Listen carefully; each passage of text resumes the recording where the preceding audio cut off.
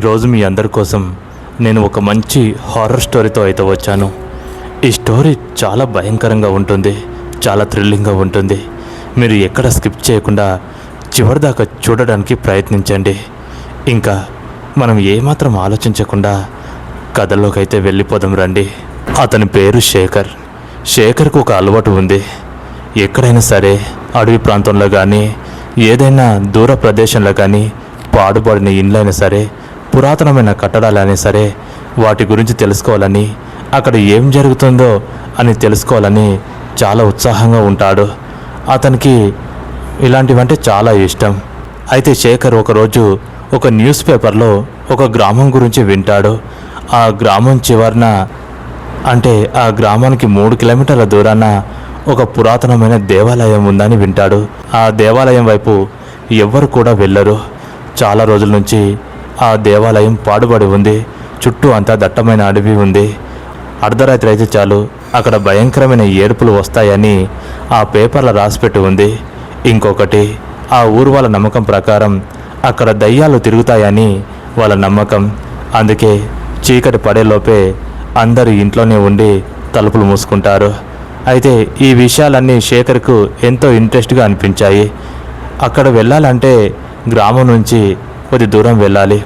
ఆ కొండ ప్రాంతంలో కొండపైన ఆ పాడుబడిన గుడి ఉంటుంది. ఇంకా అక్కడ ఇలాంటి సంఘటనలు జరుగుతున్నాయని, ఒకరోజు ఆ గుడి గురించి తెలుసుకోవాలని, అక్కడ ఏం జరుగుతుందో తెలుసుకోవాలని ఆ ఊరికి వెళ్ళాలని అనుకుంటాడు.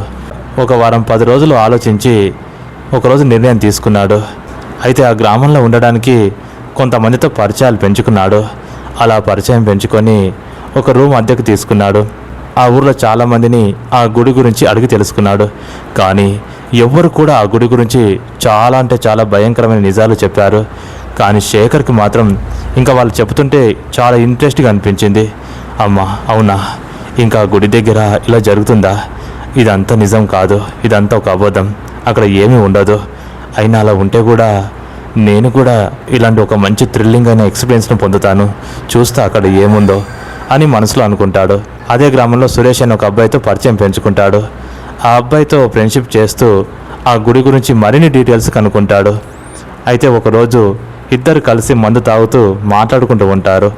అప్పుడు శేఖర్ సురేష్తో ఇలా అంటాడు, సురేష్, నాకు ఒక సహాయం చేస్తావా అని అడుగుతాడు. అప్పుడు ఆ సురేష్, ఏం చేయాలి చెప్పు బ్రో అని అంటాడు. ఏం లేదు, మీ ఊరు చివర ఉన్న ఆ కొండపైన గుడి దగ్గర నిజంగా అర్ధరాత్రి ఏడుపులు వస్తాయా? అక్కడ అసలు ఏం జరిగింది, ఎందుకు ఏడుపులు వస్తాయి అని అడుగుతాడు. ఆ విషయం మాత్రం నన్ను అడగకు, నాకు ఏం తెలియదు. కానీ మా ఊరు వాళ్ళు చెప్పినంత నిజమే. అక్కడ రాత్రులైతే ఆ ఏడుపులు ఊరు వరకు వినబడతాయి. ఒక్కొక్కసారి భయంకరమైన గాలి కూడా ఊర్లకు వస్తుంది. అందుకే ఊరు జనాలు బయటికి వెళ్ళరు. అయినా ఇప్పుడు అవన్నీ నీకెందుకు?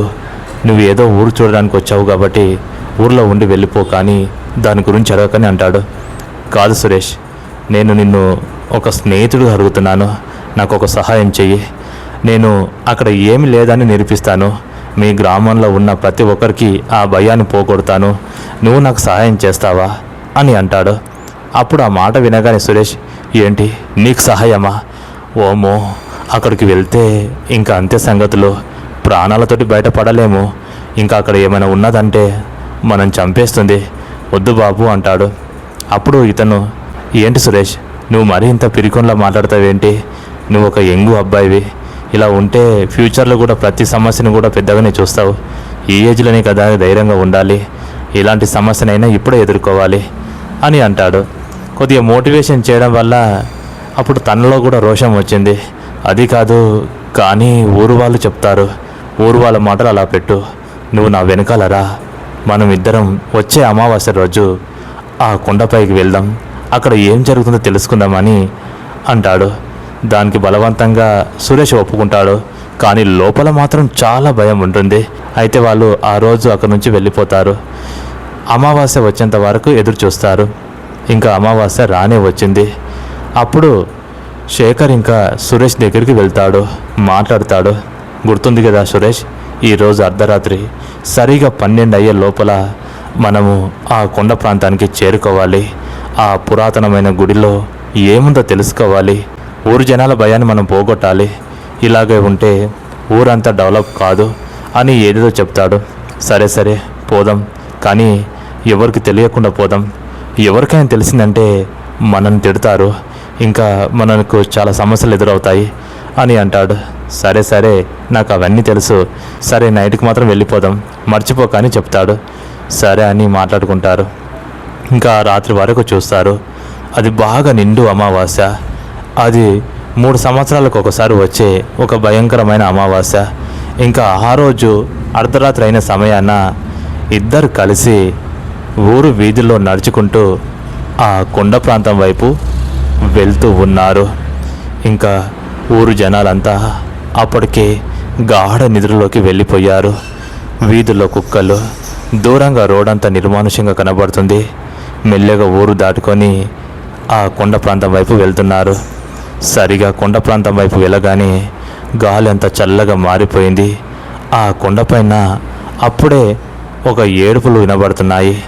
ఆ ఏడుపులు ఒక్కరు ఏడ్చినట్టు కాదు, చాలామంది ఏడుస్తున్నట్టుగా ఆ ఏడుపులు వినబడ్డాయి. అవి వినగానే సురేష్కు చాలా భయం వేసింది. విన్నావా శేఖర్? ఆ ఏడుపులు విన్నావా? చూసావా? అక్కడ నిజంగానే ఏదో ఉంది. ఇప్పుడు మనం వెళ్తున్నాం కాబట్టి అమ్మో నాకు భయం వేస్తుంది శేఖర్, అక్కడ వెళ్ళకపోవడమే మంచిది, ఇంటికి వెళ్ళిపోదాం పదా అని అంటాడు. కానీ అతను మాత్రం ఒప్పుకోడు. లేదు, ఇంత దూరం వచ్చాం, మనం ఖచ్చితంగా అక్కడికి వెళ్ళి అక్కడ ఏం లేదని నిరూపించాలి. నాకు తెలిసి ఎవరో ఒకరు కావాలని ఇదంతా చేస్తున్నారు. అక్కడ ఏదో ఆశించి ఇక్కడ కొంతమంది నటిస్తూ ఇలా చేస్తున్నారు. మనం అంతా ట్రాష్ అని నమ్మిపిద్దాం. ఒకవేళ అలాంటిదే ఉంటే కూడా మనం ఒక థ్రిల్లింగ్ ఎక్స్పీరియన్స్ను పొందుతాం. కానీ నీకు ఎలాంటి ప్రాబ్లం రానివ్వను, నీ ప్రాణానికి నా ప్రాణం అంటూ వేస్తాను, వెళ్ళిపోదాం పదా, నా మాట కాదనకంటూ ఇంకా సురేష్ని బలవంతంగా ఆ కొండపైకి తీసుకెళ్తాడు. ఆ కొండపైకి చేరుకోగానే అక్కడ చాలా పెద్ద గుడి ఉంటుంది. ఆ గుడి అంతా పాడుపాడి గడ్డి చెట్లు అన్నీ మొలిచి చాలా భయంకరంగా ఉంటుంది. ఎంట్రన్స్కి వెళ్ళగానే ఊపిరి ఆగిపోయినంత పని అయిపోతుంది. చాలా భయంకరంగా ఆ గుడి కనబడుతుంది. ఇంకా ఆ ఏడుపులు ఆ గుడి లోపల నుంచే వస్తున్నాయి. శేఖర్, సురేష్ ఇద్దరు వెళ్తూ ఉన్నారు. సురేష్ మాత్రం గజగజ వణుకుతూ ఉన్నాడు.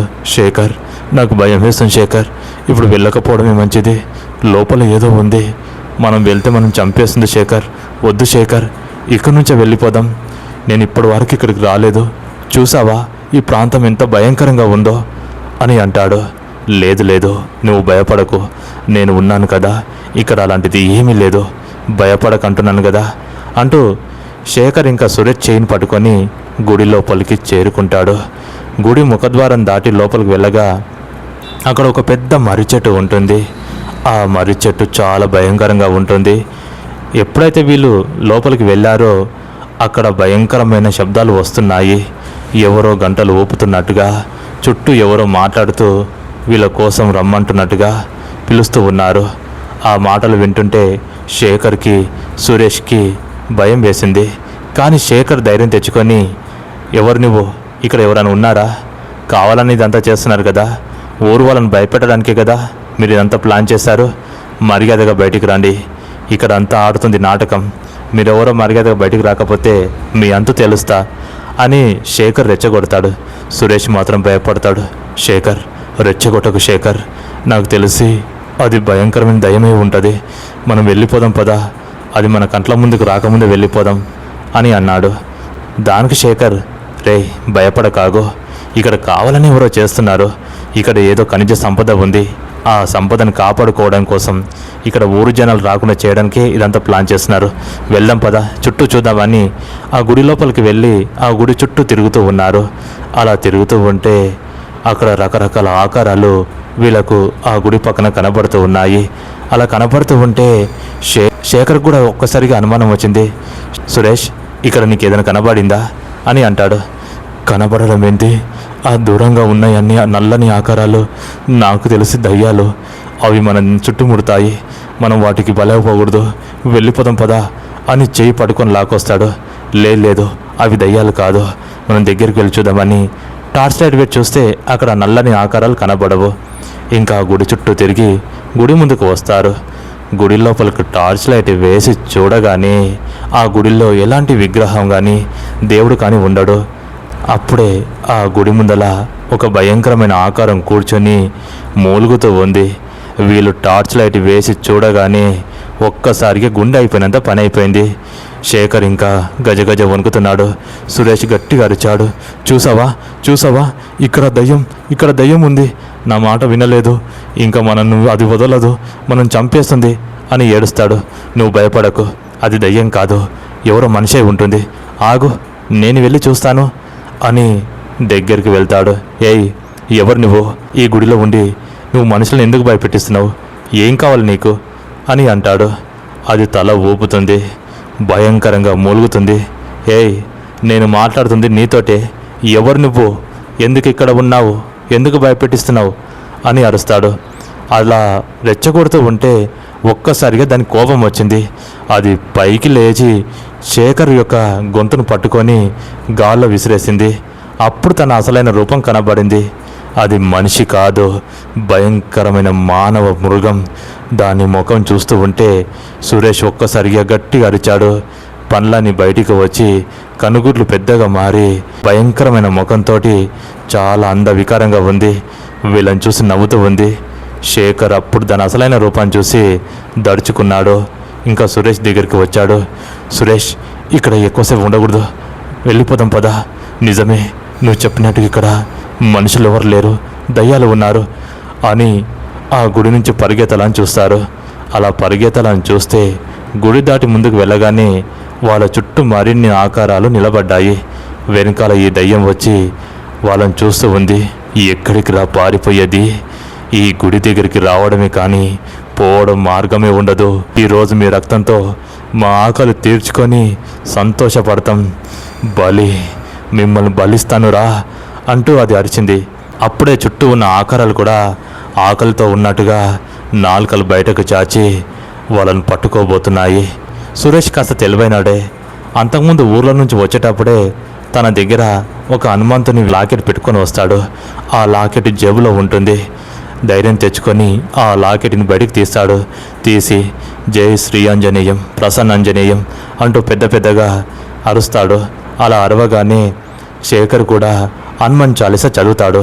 అలా హనుమాన్ చాలీసా చదువుతూ ఉంటే ఆ దయ్యాలన్నీ ఉక్కిరి బిక్కిరి అవుతున్నాయి. ఆపండి, లేకపోతే చంపేస్తాము అని దగ్గరికి రాబోతున్నాయి. కానీ దగ్గరికి రాలేకపోతున్నాయి. ఇదే మంచి సమయం, ఇక నుంచి వెళ్ళిపోదాం పదా అంటూ సురేష్ ఇంకా శేఖర్ యొక్క చేయిని పట్టుకొని లాక్కొని పోతున్నాడు. వాళ్ళని ఇంకా పోనివ్వకుండా దుమ్ము గాలి లేపుతూ ఉన్నాయి. కానీ వాళ్ళ చేతిలో ఉన్నది హనుమంతుని లాకెట్. ఇంకా శేఖర్ హనుమాన్ చాలీసా చదువుతూ ఉన్నాడు. అవే వాళ్ళకు రక్ష. ఇంకా దేవుని తలుచుకొని ఆ కొండ ప్రాంతాన్ని దిగేంత వరకు అవి వాళ్ళని ఏమి చేయలేవు. కానీ వెనకాల పడ్డాయి. ఎప్పుడైతే కొండను దిగి వచ్చారో అవి వెళ్ళిపోయాయి. ప్రాణాలతోటి బయటపడ్డారు. ఇంకా ఊర్లోకి వచ్చిన తర్వాత సురేష్ ఇంకా వాటి గురించి అంతా చెప్పాడు. చూసావా, నేను చెప్తే నమ్మలేవు, అక్కడికి వెళ్తే మన ప్రాణానికే ప్రమాదం ఏర్పడింది. అక్కడ ఉన్నటువంటివి మామూలు దయ్యాలు కావు, మనుషుల రక్తాన్ని తాగే దయ్యాలు. ఇంకా ఎప్పుడు ఇలాంటి పొరపాటు చేయను సురేష్, చాలా థ్యాంక్స్ అంటూ తనకు థ్యాంక్స్ చెప్పుకుంటాడు. తర్వాత ఆ ఒక్కరోజు ఆ ఊర్లో ఉండి తెల్లవారుజామున సురేష్కి చెప్పేసి ఇంకా వాళ్ళ ఊరికి వెళ్ళిపోతాడు. ఆ రోజు నుంచి ఇలాంటి ఎదవ పనులు ఎప్పుడు చేయలేడు. ఏదైనా సరే మనం తెలుసుకోవడంలో తప్పు లేదు, కానీ కొన్ని విషయాలు తెలుసుకోకుండానే తెలుసుకుంటామని తప్పు చేస్తాం చూడు, అది చాలా ప్రమాదకరం. ఎప్పుడు కూడా అలాంటి తప్పులు చేయకూడదు, లేకపోతే ఇలాంటి ప్రమాదాలే ఏర్పడతాయి. మరి మీకు ఈ స్టోరీ బాగానే నచ్చిందని అనుకుంటున్నాను. ఇంకా మరొక స్టోరీతో నేను మళ్ళీ మీ ముందుకు వస్తాను. అంతవరకు సెలవు. జై హింద్.